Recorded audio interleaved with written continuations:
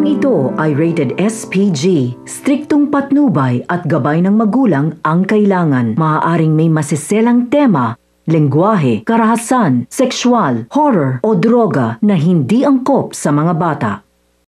Galit na sumugod si Olivia sa mansyon ng mga Guerrero para tanungin si Pilar tungkol sa sinabi sa kanya ni Don Julio. Nagulat at galit na galit si Don Gustavo nang malaman niya na si Don Julio ang totoong ama ni Olivia. Ngunit natahimik at mas lalong nabigla si Don Gustavo nang sabihin ni Pilar ang matagal ng sikretong itinatago sa kanilang pamilya. Hindi naman makapaniwala si Miguelito sa kanyang narinig mula kay Doña Pilar at mas lalong nagulantang si Miguelito nang ipinagtapat na ni Don Gustavo sa kanya ang katotohanan na anak siya ni Don Gustavo kay Jackie. Ngunit habang nagtatalo ang pamilyang Guerrero, nasa labas na sa kwarto si Fatima at narinig niya lahat ang pinagtatalunan ng pamilya Guerrero. Nakahanap ng paraan si Fatima na makalabas sa mansyon ng mga Guerrero at umuwi ito sa kanilang bahay. Ngunit agad siyang pinasundan ni Miguelito sa kanyang mga tauhan para ipatumba. Agad namang namataan ni Paeng na may maraming taong armado na nasa labas ng kanilang bahay. Mabilis na pinadapa ni Paeng ang kanyang pamilya. Patuloy ang pagpaulan ng bala sa mga tauhan ni Miguelito sa bahay ni Fatima. Ngunit tinulungan sina Fatima sa kanilang mga kapitbahay at napilitan na ring lumaban si Paeng para iligtas ang kanyang pamilya. Samantala, nakita at nayakap nga ni Marites ang bangkay ng kanyang anak na si David. Ngunit hindi natuwa si Rigor sa pagbalik ni Marites sa kanilang bahay. Dahil sa galit ni Rigor, sinaktan niya si Marites. Ngunit habang nasa paligid lang si Tanggol, nakita niyang sinaktan ni Rigor ang kanyang ina na si Marites.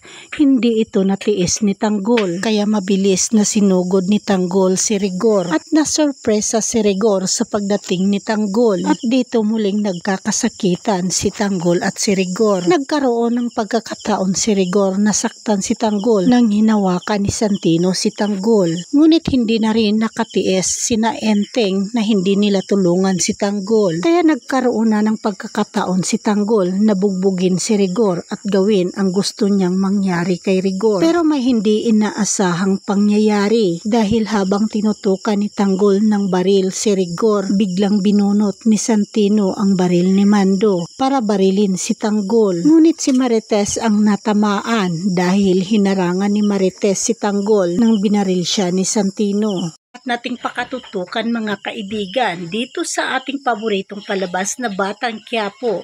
Huwag po sana ninyong kalimutan na i-like, i-share at i-subscribe ang aking munting channel. Maraming salamat po sa inyong panunood.